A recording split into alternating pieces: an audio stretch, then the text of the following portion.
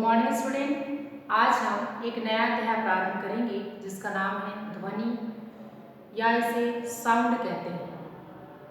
आप लोग ने देखा होगा कि हमारे दैनिक जीवन में हमें बहुत सारी ध्वनियाँ जो है सुनाई देती हैं, चाहे वो पशु पक्षियों के हों, चाहे मोटर वाहनों के हों, चाहे कई प्रकार के आपका टेलीफोन है, म्यूजिक सिस्टम है ना, टीवी है, रेडियो है, ये सभी जो है ना आपका इलेक्ट्रॉनिक मशीन होते हैं जिनसे विभिन्न प्रकार की ध्वनियाँ जो है सुनाई देती हैं। तो हमें है ना ये ध्वनियाँ जो है ना कैसे सुनाई देती है या हमारे कानों तक यह जो है कैसे मतलब पहुँचती है, आज इसी के बारे में हम है ना चर्चा करेंगे, जिसमें ध्वनि का उत्पन्न होना है ना, ध्वनि जो है कैसे उत्पन्न होता है। जैसे कि आप लोग देखेंगे, अगर कोई वस्तु है ना, लौहयुक्त कोई वस्तु है या स्टील है ना, यानी कि धातु की कोई वस्तुएं हैं, जब उसे है ना क्या करेंगे आप, मतलब एक दूसरे के सामने रख कर है ना उसे क्या करेंगे, टकराव करते हैं है ना, तो उनके मध्य में क्या होता है, आपका ध्वनि जो है क्या होता है, उत्पन्न होता है। तो यह जो ध्वनि जो होती है वो कैसे उत्पन्न होता है, तो आप लोग देखे होंगे कि ध्वनि उत्पन्न होने के लिए है ना क्या होता है, आपका माध्यम की आवश्यकता होता है। और दूसरा ये कि मतलब पदार्थ जो होता है ना उसमें क्या होता है, आपका प्रत्यास्थता का मतलब क्या होता है, उसमें गुण जो है पाया जाता है। तो आइए हम इन दोनों चीज़ों को समझते हैं। सबसे पहले समझते हैं कि प्रत्यास्थता क्या होता है ना। तो प्रत्यास्थता वो है कि पदार्थ का वह गुण होता है ना जिससे वह अपने आकार या आकृति में परिवर्तन का विरोध करता है ना। जैसे कोई वस्तु है ना, यानी कि अंडाकार कोई वस्तु है ना, हम उसको क्या कर रहे हैं, चकोर आकार में जब उसको परिवर्तित करना चाहते हैं तब हम उसको क्या करेंगे, लोहे से उसको क्या करेंगे, पीट करके है ना क्या करेंगे, उसको चौकोर आकार जो है प्रदान करेंगे। तो यहाँ पर कहने का मतलब ये है कि जब हम किसी वस्तु को ठोकते हैं या पीटते हैं तो उससे मतलब क्या होता है, ध्वनि जो है क्या होता है, आपका उत्पन्न होता है ना। और प्रत्यास्थता जो है ना, इसी प्रकार से मतलब क्या होता है, प्रत्यास्थता जो है किसी मतलब पदार्थ का क्या होता है, वह गुण होता है। अगर हम किसी वस्तु के आकार को हम क्या करते हैं, आपका परिवर्तित करते हैं, तो वह जो है क्या करता है, अपने आकार को परिवर्तित होने से क्या करता है, उसको विरोध करता है। तो उसे ही हम क्या कहते हैं, आपका प्रत्यास्थता का गुण जो है कहते हैं। जब किसी पदार्थ पर बल लगाकर उसकी आकृति या आकार में क्या कहते हैं, परिवर्तन किया जाता है अथवा परिवर्तन करने का प्रयास जो है किया जाता है, तब प्रत्यास्थता के कारण से है ना मतलब उस परिवर्तन का क्या करता है, वस्तु जो है विरोध करता है, या फिर वस्तु जो है अपनी पूर्व स्थिति में ही रहना चाहती है ना। तो उसे ही हम क्या कहते हैं, प्रत्यास्थता का गुण जो है कहते हैं। जैसे कि आप लोग देखेंगे कोई आपका जो स्प्रिंग वगैरह रहता है ना, तो स्प्रिंग को आप लोग देखेंगे कि जब स्प्रिंग को दोनों सिरे से जब खींचा जाता है ना, तो वह जो है क्या करता है, अपने पूर्व अवस्था में ही रहता है, वह फैलता नहीं है, यानी क्या करता है वो है ना, जिसके आकार में है ना लंबाई में मतलब क्या हो रहा है, आपका परिवर्तन हो रहा है ना। तो उस परिवर्तन का क्या करता है, वो विरोध करता है और वह स्प्रिंग जो है क्या होता है, अपनी पूर्व अवस्था में ही आ जाता है। तो इस प्रकार से वस्तु जो है अपने क्या करता है, आकार या आकृति में परिवर्तन का क्या करता है, विरोध करता है, जिसे हम क्या कहते हैं, प्रत्यास्थता जो है कहा जाता है। अगला देखते हैं माध्यम है ना।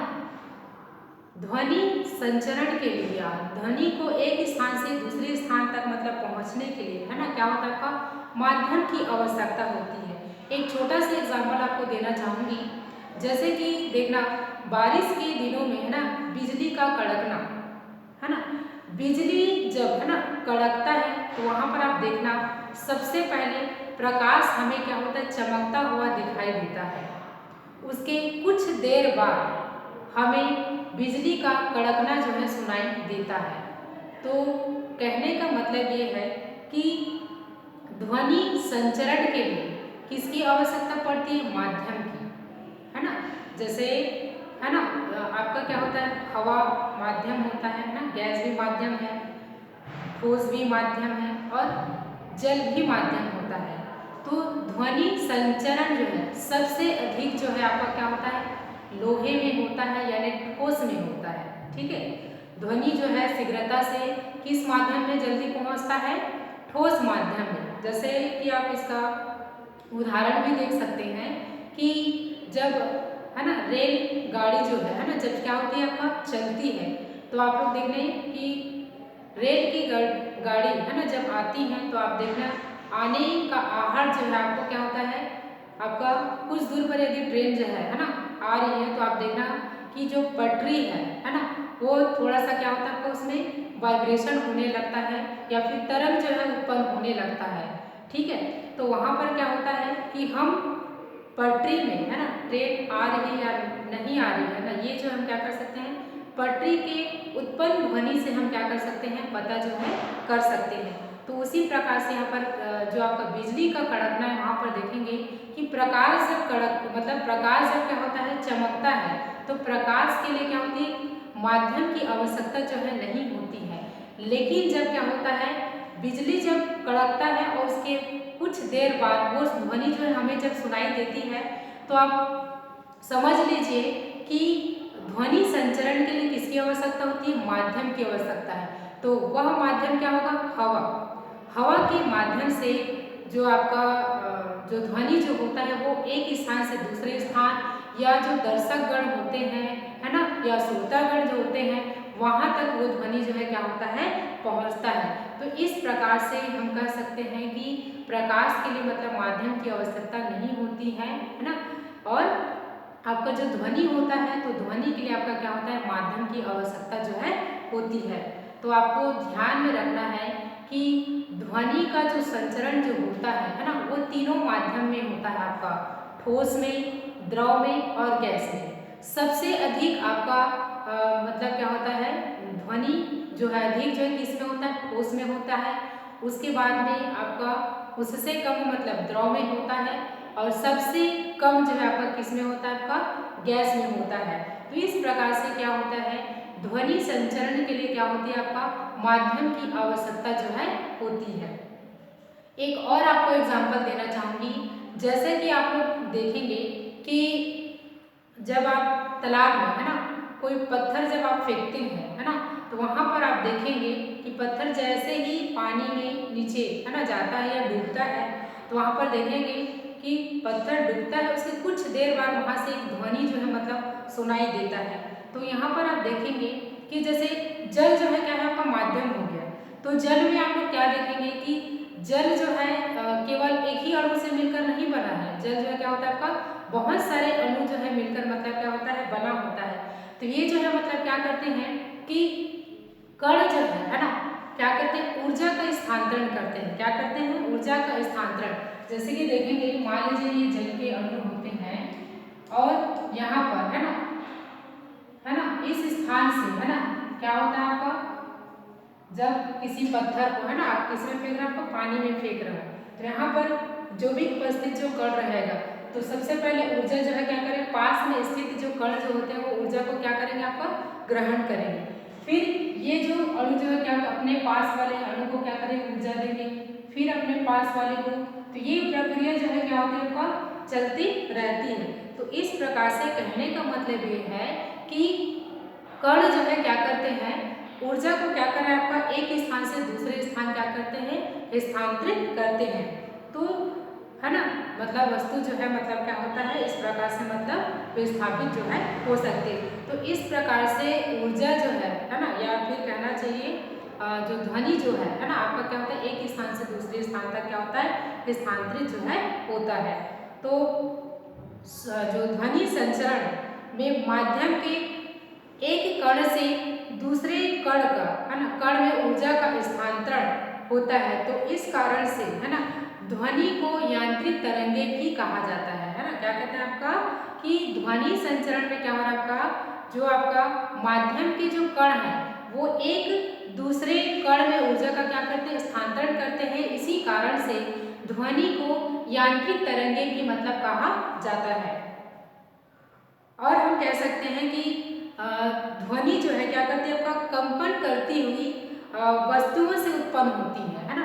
जैसे किसी वस्तु को हम क्या करते हैं, है ना, पीटते हैं, तो वहां पर देखना कि वस्तु सबसे पहले क्या करती है, आपका कंपन करती है। तो कंपन कर रही है मतलब क्या हो रहा है, माध्यम के जो कण जो होते हैं, तो माध्यम के कणों के माध्यम से ऊर्जा जो है एक स्थान से दूसरे स्थान में क्या होता है, स्थानांतरित होता है। तो इस प्रकार से मतलब कहते हैं कि जब हम किसी मतलब वस्तु पर क्या करते हैं, आपका बल आरोपित करते हैं, तो वहां पर उपस्थित जो माध्यम के जो कण जो होते हैं, इनके मध्य में, है ना, क्या होता है, ऊर्जा का स्थानांतरण जो है होते रहता है, जिसके कारण से क्या होता है, आपका ध्वनियाँ जो है क्या होती है, आपका उत्पन्न जो है होता है। तो इस प्रकार से मतलब ऊर्जा का एक कण से दूसरे कण में स्थानांतरण, है ना, ही क्या कहलाता है, आपका ध्वनि जो है कहलाता है। और ध्वनि संचरण के लिए, है ना, क्या होता है, आपका माध्यम की आवश्यकता जो है होती है।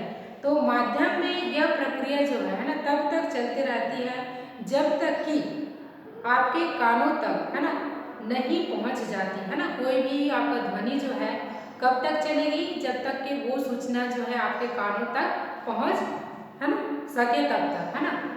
जब तक आपके कानों तक सूचना जो है पहुंच नहीं पाती, तब तक ये वो माध्यम में, है ना, क्या होता है, ध्वनि की जो प्रक्रिया जो है चलती रहती है। तो यहाँ पर आपके पाठ्य पुस्तक में एक प्रश्न भी है कि नदी या तालाब में, है ना, चल रही मोटर नाव की ध्वनि पानी की सतह से ज्यादा पानी के भीतर सुनाई देती है ना, ऐसा क्यों होता है ना। जैसे कि कोई तालाब है ना, वहाँ पर कोई मतलब नाव जो है चल रहा है ना, मोटर वाला जो नाव जो रहता है वो चल रहा है, तो पानी की सतह पर वो ध्वनि जो है सुनाई कम देती है, लेकिन भीतरी सतह पर, है ना, वो जो है क्या होता है, अधिक जो है सुनाई देती है। तो ऐसा क्यों होता है, तो यहाँ पर आप देखेंगे कि ध्वनि का संचरण जो है माध्यम के कणों के घनत्व पर मतलब क्या होता है, आपका निर्भर जो है करता है। घनत्व जितना अधिक होगा, कंपन के कण, है ना, माध्यम में दाब भी उतना ही होगा और ध्वनि का संचरण भी तीव्रता से होगा। तो यहाँ पर देखेंगे कि जल जो माध्यम जो होता है ना, वो क्या होता है, आपका सघन माध्यम होता है। यानी कि सघन माध्यम का मतलब होता है कि वो वहाँ पर मतलब माध्यम के कणों का जो है ना घनत्व जो होता है वहाँ पर क्या है, अधिक होता है।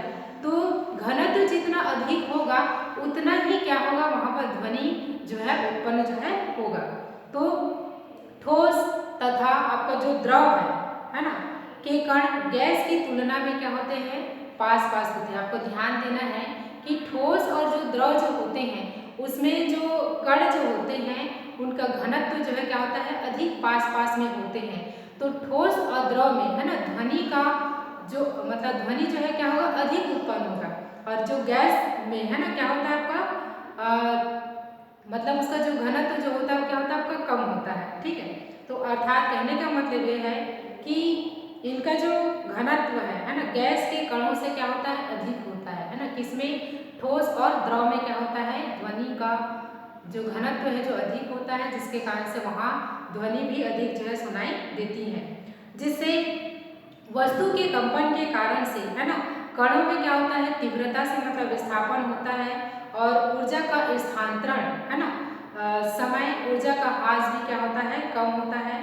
इसी कारण गैस की अपेक्षा ठोस तथा द्रव में ध्वनि जो है क्या होता है, आपका तेजी से उत्पन्न जो है होता है। तो इस प्रकार से हम कह सकते हैं कि नदी या तालाब में चल रही, है ना, जो मोटर नाव जो होती है ना, तो उसमें क्या होता है आपका कि सतह के ऊपर, है ना, वायु भाग होता है ना, तो वायु का घनत्व जो है कैसा होता है, आपका कम होता है, और नाव के नीचे यानी कि पानी में, है ना, क्या होता है, ध्वनि जो है तीव्रता से सुनाई देता है, क्योंकि आपका जो जल का जो घनत्व जो होता है, यानी कि द्रव का जो घनत्व होता है वो क्या होता है, आपका अधिक होता है।